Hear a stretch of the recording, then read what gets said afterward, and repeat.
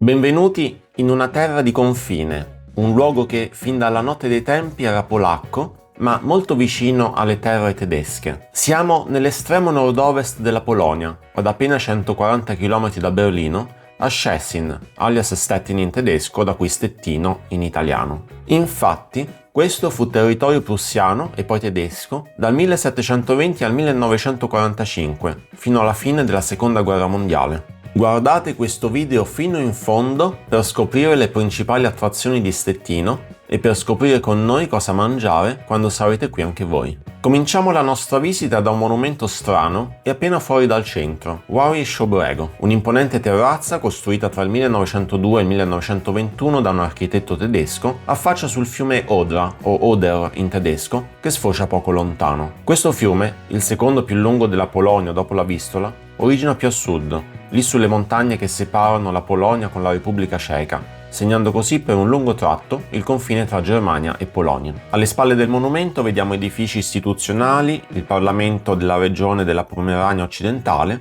il Museo Nazionale e un Politecnico. Bello, vero? A Stettino passate per la pittoresca piazza Rynek o del Vecchio Mercato, che pur essendo di origine medievale è stata interamente ricostruita dopo essere stata ridotta in cenere durante la Seconda Guerra Mondiale. Impensabile venire qui e non visitare il castello dei Duchi di Pomerania. Qui c'era un castello fin dal 300, ma quello che vediamo oggi è frutto della ricostruzione manierista di fine 500. Qui visse anche Kateryna Opalinska, regina di Polonia, dal 1705 al 1711. Oltre ai cortili interni e a questo orologio astronomico, è possibile vedere all'interno una piccola mostra. E possiamo anche salire sulla torre facendo qualche scalino. Vediamo proprio qui sotto le mura e le torri del castello e approfittiamone per vedere una veduta generale di Stettino, dei monumenti che andremo a visitare tra poco. Vedete la cattedrale? E scorre lì, ben in evidenza, il largo fiume Odra con il porto. Scendiamo.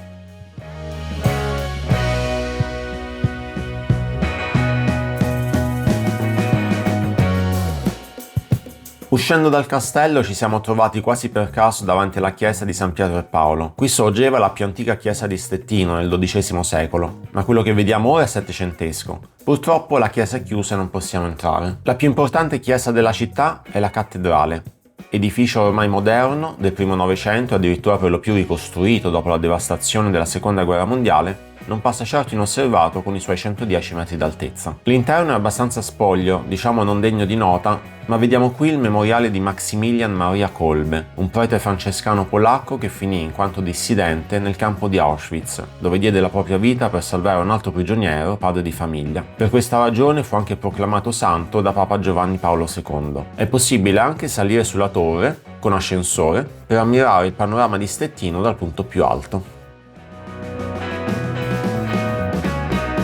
Appena fuori dal centro, vicino alla stazione ferroviaria, c'è un'attrazione da non perdere assolutamente, la Stettino sotterranea. Dentro ci sono 3 percorsi, quello rosso, in cui potrete guardare delle esibizioni tematiche sulla Seconda Guerra Mondiale. Questi luoghi, un tempo tunnel ferroviari ottocenteschi, furono in effetti utilizzati come bunker antibombe dalla popolazione di Stettino durante la guerra. Potevano ospitare fino a 5.000 persone. Il secondo percorso, blu, è tematico sul periodo della Guerra Fredda, cioè dalla fine della Seconda Guerra Mondiale alla caduta dell'Unione Sovietica nel 91. Il terzo percorso, giallo, mostra gli aspetti più leggeri e pop della vita della Repubblica Socialista di Polonia durante la Guerra Fredda. Qui possiamo vedere aspetti della vita quotidiana, delle vacanze, della musica e dei vestiti dell'epoca. Vi consigliamo di visitarlo senza dubbio. Vi abbiamo fatto vedere solo fotografie perché è vietato fare video all'interno. Vi consigliamo dal centro di prendere uno degli efficienti tram, su cui però è complicato pagare il biglietto, per arrivare fino al parco Kasprowicz.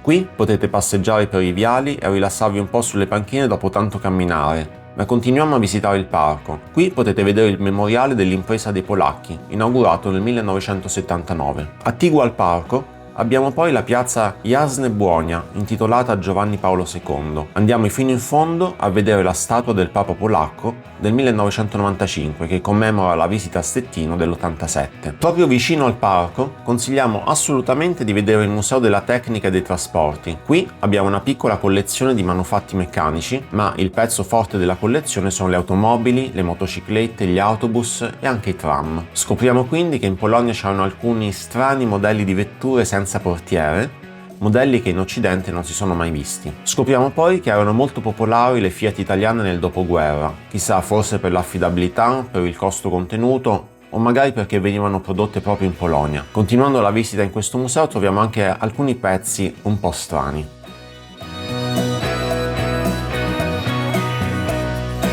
Può sembrare strano visitare un cimitero di una città straniera? Ebbene, vi consigliamo di prendere il tram per visitare il cimitero centrale di Stettino, il più grande in Polonia e terzo in Europa come numero di sepolture. Si tratta ufficialmente di un monumento nazionale ed è un luogo molto suggestivo. Noi ci siamo passati all'imbrunire e passeggiando per questi viali ci era quasi sembrato di sentire qualcosa o qualcuno. Pur non essendo molto rinomata per il cibo, noi apprezziamo tanto la cucina polacca. Siamo stati a Szczecin 2 notti e siamo stati entrambe le sere al ristorante Karczma Polska, il cui nome significa taverna polacca, dove abbiamo assaggiato delle ottime zuppe Żurek in crosta di pane, piatto tipico della cucina polacca. Gli ingredienti includono farina di segale, legumi, patate, carne di maiale o salsiccia e uova tagliate a metà, ma anche funghi a volte. Una delizia che raccomandiamo di provare assolutamente.